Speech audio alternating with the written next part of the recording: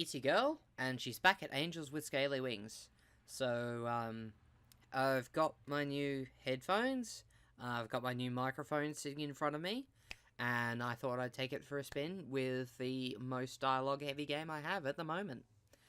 Alright, so last time, Sporticus sat out from the competition, and then started dropping plot hints about a giant meteor, and now she has something very embarrassing to tell us.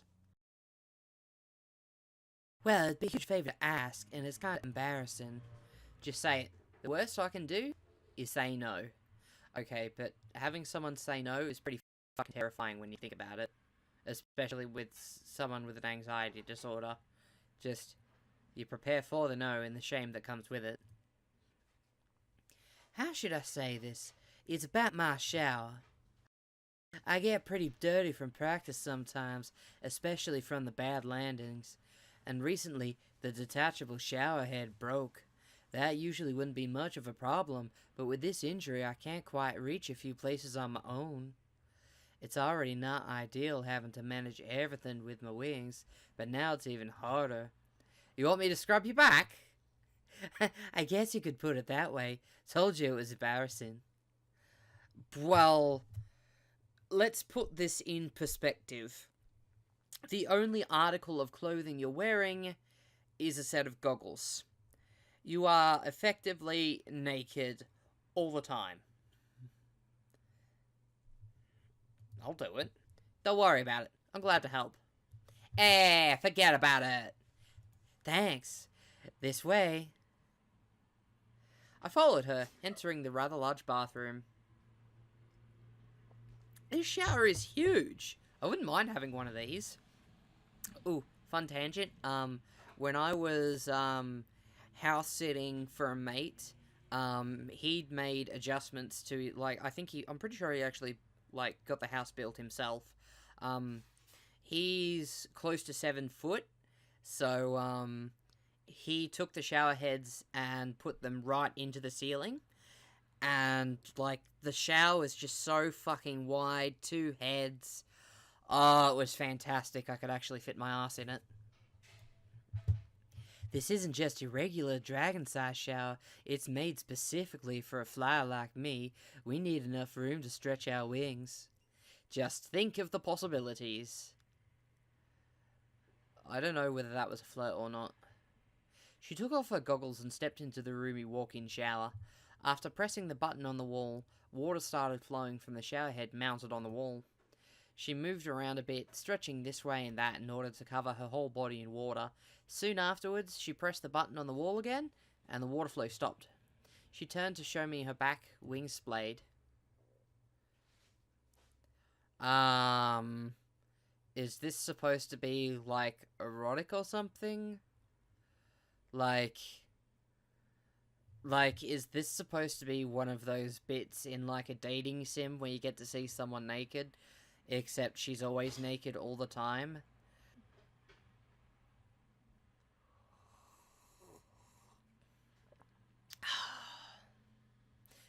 I suppose when you put it in perspective, there's, like, the level of vulnerability.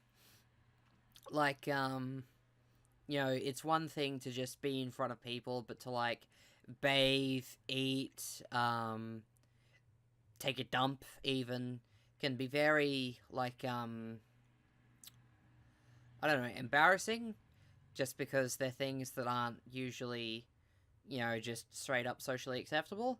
But then also, I kind of don't process things properly enough a lot of the time. So, like, if my mate went, hey, can you help me with this thing? I'd be like, yeah, sure. Now, when do I get paid? The soap and sponge should be right there. I took a sponge that wasn't unlike the ones I knew from back home, and added some soap from a rather big bowl. Oh, well, no shit, we've already had the monologue of why it's so similar. It seemed to me that each species had their own challenges that needed to be overcome when it came to daily tasks like this one, emphasized by all the different design choices when it came to everyday items. You can start with the wings and work your way down from there. Sure thing. I couldn't help making a joke to ease the tension a bit when I put the sponge on her muzzle. Hey, looks like you've got something there. Oh, wait, that's just your stripes. That's... Okay, so, last episode, the ambassador, the player character, did a lot of stuff that was uncharacteristic of me. And now they're joking about, like, washing up stripes and stuff. And, like,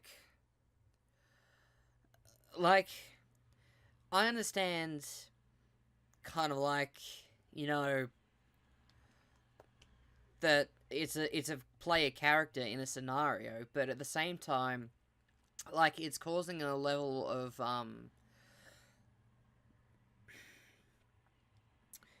what's the opposite of immersion? But it's kind of breaking my immersion because, like, I'm doing things that I wouldn't do and getting into situations and saying things that I wouldn't. And that's just kind of, Hey, stop that! Sorry, couldn't resist. Good job, now I've got soap in my nose. I started scrubbing her wings. Now that I could see them up close and fully extended, I found them to be quite impressive.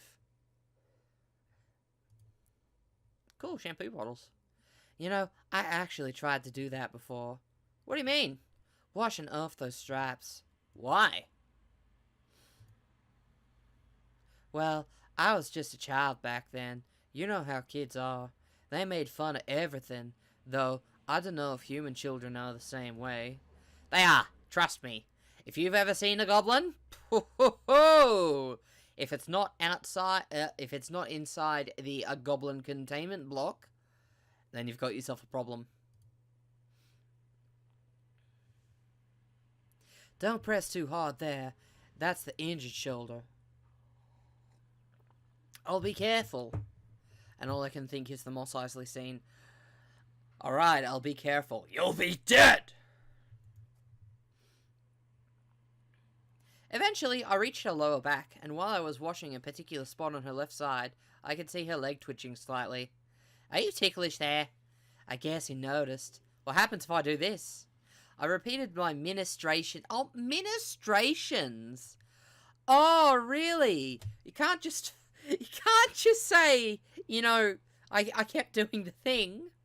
Just, ministrations. Fuck, this game has words that are too big for me. Moving the sponge in circles over that particular spot. Hey, stop that! She started squirming, and suddenly her tail whacked around and hit me in the face, causing me to stumble and fall over backwards. Are you okay? I guess I deserve that. Well, you tickle the dragon, you get the tail, apparently. The forked tip of her tail was still hovering inches in front of my face. Its peculiar shape reminded me of something. I couldn't help but grab it and hold it like a telephone. Hello? Hello? What are you doing?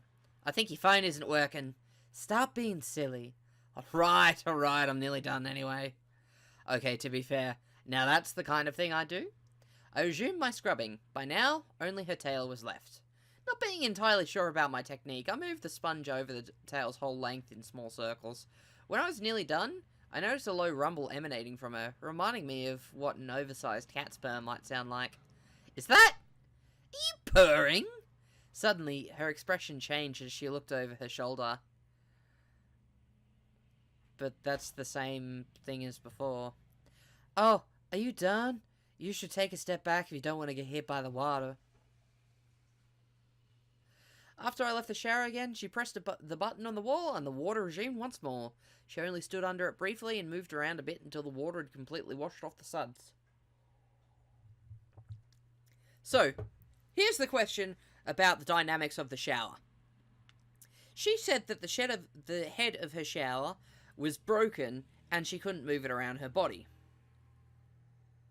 Unless the system has, like, soapy water, like, you know, they have at work, where you, like, flick on the tap, and then, like, hot water and soap comes out mixed, she wouldn't be able to scrub her back at all. When she turned off the water again, I realized that it didn't cling to her much at all. After she shook herself for a bit, she stepped out again, nearly dry. Thanks, I really needed that. You're welcome. It's probably getting late for you, and I already held you up this long. Don't worry about it.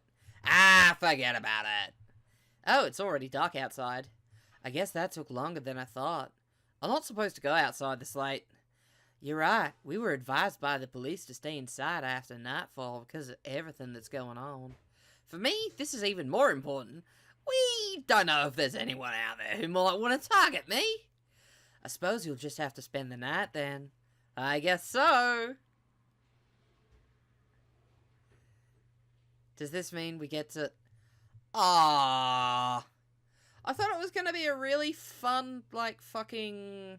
You know, we'd sit there, we'd play some video games, we'd watch, like, Friends, except, you know, that really weird version of Friends from the last episode. Oh. Another free day. Yay, me.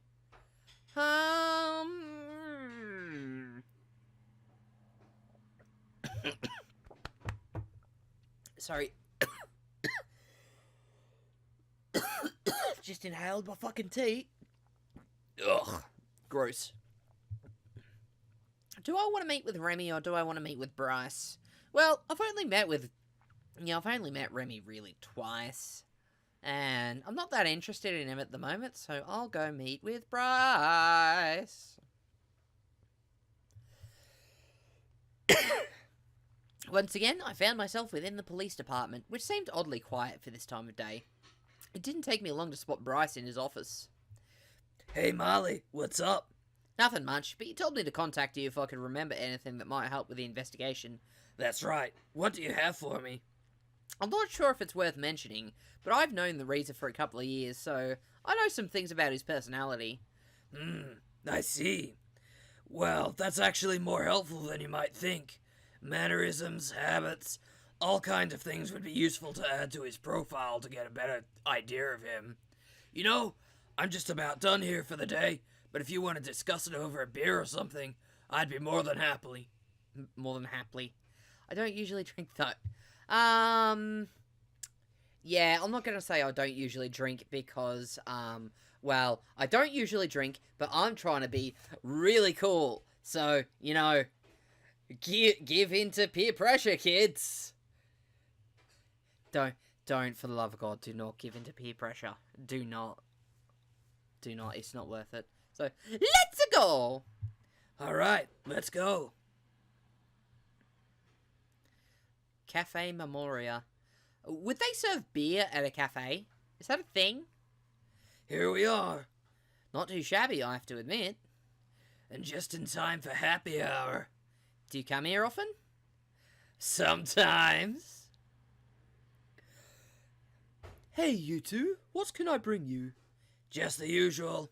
One generic beer for the chief of police. Sure thing. How about you, Molly? How do you know my name? How couldn't I? Everyone knows about you. So, what will it be? Yeah, I guess I'll have one too. Noted. I'll be right back.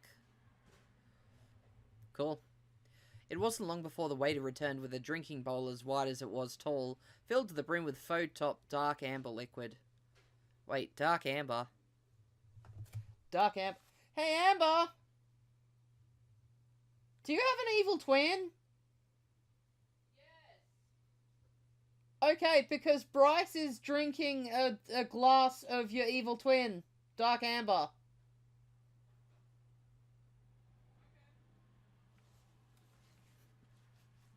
Okay. Yep, so, Amber is fully aware of the dark amber, and, ew. No, it's not dark amber, it's dark amber liquid. It's gross. Kitty, you almost found out my secret. What? I don't think the mic is even picking you up. Oh, fuck. I have ears. Okay, so, terrifying revelation. So, foam-topped dark amber liquid. So, I think, you know, Amber's evil twin has gotten into a bit of a Bear Grylls affair. So, Okay? Carefully, he sat it down in front of Bryce, who didn't hesitate to take a big gulp. He brought one for me as well, provided it in a glass that seemed more appropriate for my kind. Here you go. There you go. Just call me if you need anything. Of course. So, what is it you wanted to tell me about Razor? There are a few things. I mean, they're probably not much, but anything might help, right? That's right. Anything unusual about him, anything that defines his character or stands out about him could help us. How about you tell me what you know about him? Well, the earliest memory I have of him was when we both went to the same school. We only shared a few classes, though, and a couple of friends. Overall, I'd say he was an above-average student. We didn't talk very often, but he always was very outspoken and never failed to speak up to make his opinions known. He was the kind of person I'd fully expect to become a politician one day, or at least an activist of some sort. Well, you know, with luck, not the Activision type of activist. Fuck you, EA. That's the impression that I got from him. That's the impression that I get. Da, da, da, da, da, da, da, da, da, da. He spoke a lot, but you could also expect him to act on his word. Of course, his nature caused him to clash with others, sometimes even including the school staff, though his genuine enthusiasm also garnered praise from them. He was quite a character. After we all graduated, I didn't hear anything about him for a long time. Only some years later, after we found out about the portal, was I surprised to find that he was the human who'd be sent to your world. He'd volunteered. It wasn't until I was already here that I actually met him again, however brief our interactions were. But then I already told you everything about what happened prior to the eventual scuffle with Maverick.